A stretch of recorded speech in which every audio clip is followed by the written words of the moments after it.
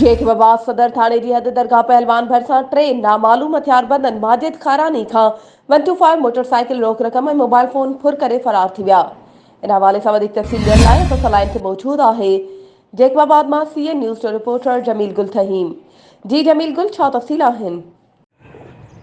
जी जी बिल्कुलु, जेकाबाद जे अव्हांखे इहो ॿुधाईंदो हलां त उते जेको आहे त सूफ़ी पालवान फ़क़ीर जे भरिसां टे नामालूम हथियारबंद जेके ॾुआरी क़िस्म जा माण्हू उन्हनि जेको आहे त माजिद अली खारानी खां जेको आहे त उन्हनि 125 मोटर साइकिल जेको आहे त उन्हनि जेका आहे त फुर कई आहे। उन सां गॾु उनजा जेके रोक रक़म पैसा ऐं उन जा मोबाइल फ़ोन जेका आहे त उन्हनि जेका आहे त उहा बि फुरे वरिती आहे।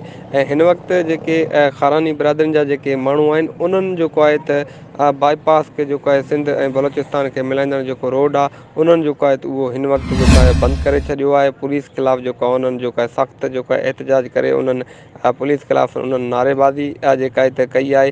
ऐं उनखां अलावा इहो ॿुधाईंदो हलां त जेके खारानी बिरादरियुनि जा जेके माण्हू आहिनि उन्हनि जेको आहे त मीडिया खे जेको आहे उन्हनि ॿुधायो आहे त फुरूं ऐं धाड़ा जेके आहिनि जेकाबाद शहर में जेको आहे रोज़ जो जेको आहे त हिन वक़्तु मामूली जेको आहे उहो बणिजी वियो आहे। ऐं असीं जेको आहे त ॾुआरियुनि खां जेके त तंग थी चुका आहियूं। पुलिस जेको आहे त ॾुआरियुनि जे ख़िलाफ़ु हिन वक़्तु जेका आहे त कार्रवाई नथी करे। जेका उन्हनि एहतजाज दौरान जेका उन्हनि IG सिंध ऐं DIG लाड़काणो खे जेको आहे उन्हनि अपील कई आहे त फुर कंदड़ जेके ॾुआरी क़िस्म जा माण्हू आहिनि उन्हनि खे गिरफ़्तार करे ऐं असांजा जेके फुरथियल सामान आहिनि उहे जेके आहिनि त असांखे वापसि कराया ॾिना वञनि। जी महिरबानी जमील गुल, तफ़सीलनि खां आगाह करण जे लाइ।